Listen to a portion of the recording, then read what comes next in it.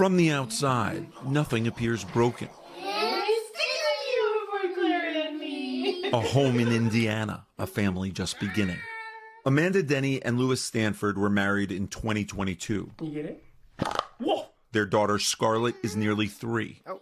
Her baby sister Clara, born in October. It's like an overwhelming amount of joy that I felt. I don't know if there are actual words to explain it. These photos were taken the first week of Clara's life, before they knew what was coming.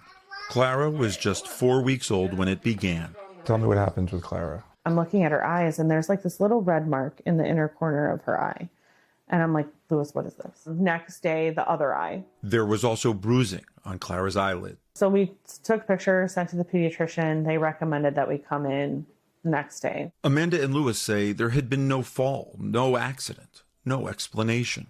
Their pediatrician sent them to Lurie's Children's Hospital in Chicago for further testing. They did a lot of blood work. They did a CAT scan of her head, a skeletal survey. It's an X-ray. Test after test. All came back showing nothing. With no immediate medical explanation for Clara's condition, a child abuse pediatrician suspected trauma, possibly by her parents. And what did you say to her? I said, we didn't do that. That didn't happen.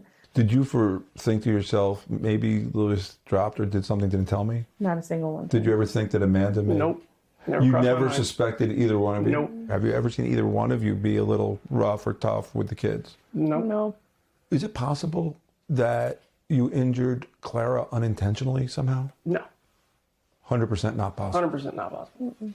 Indiana's Department of Child Services, or DCS, was called, and a caseworker arrived. She's like, oh, well, I can detain both of your children. Detain, a word that stopped her cold. Like my lungs felt frozen. Like the ground, like, you know, 4 weeks postpartum, you're coming in to find out what's wrong with your baby. And not only did you not find out what was wrong with your baby was taken from you. Amanda and Louis are not alone. This is not isolated. This is not an anomaly.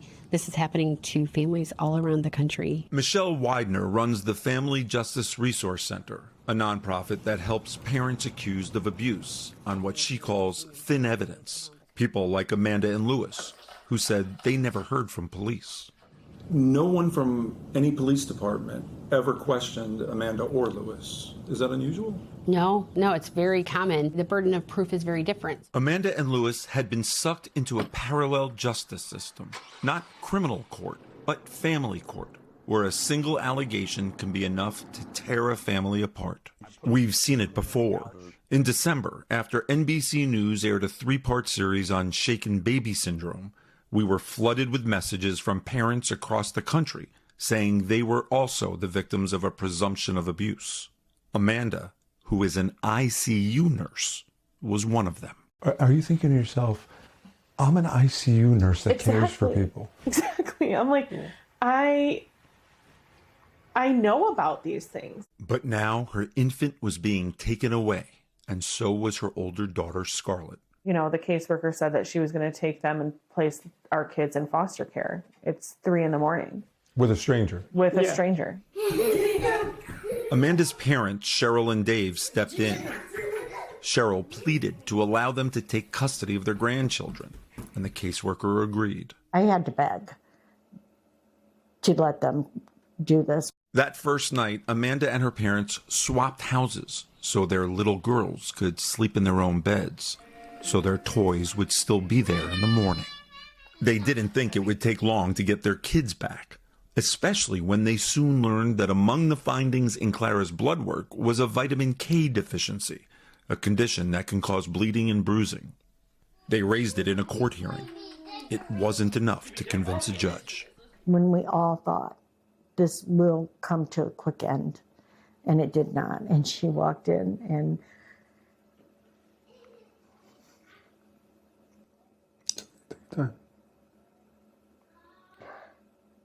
I've never heard her cry like that before.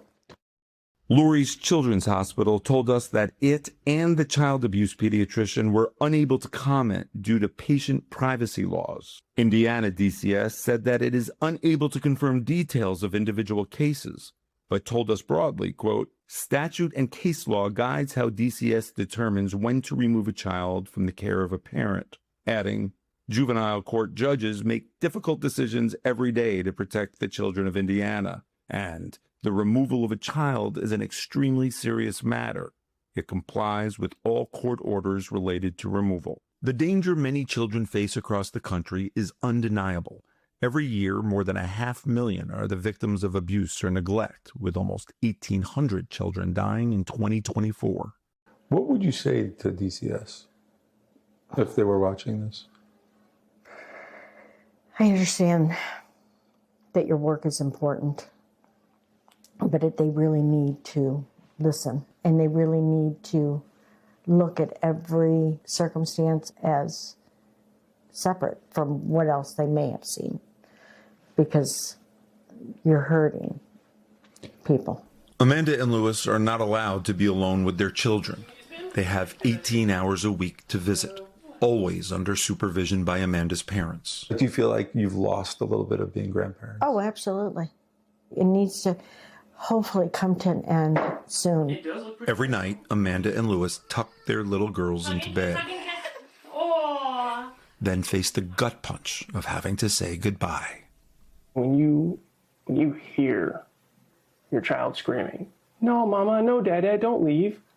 Don't leave me. Don't leave me." It's horrifying.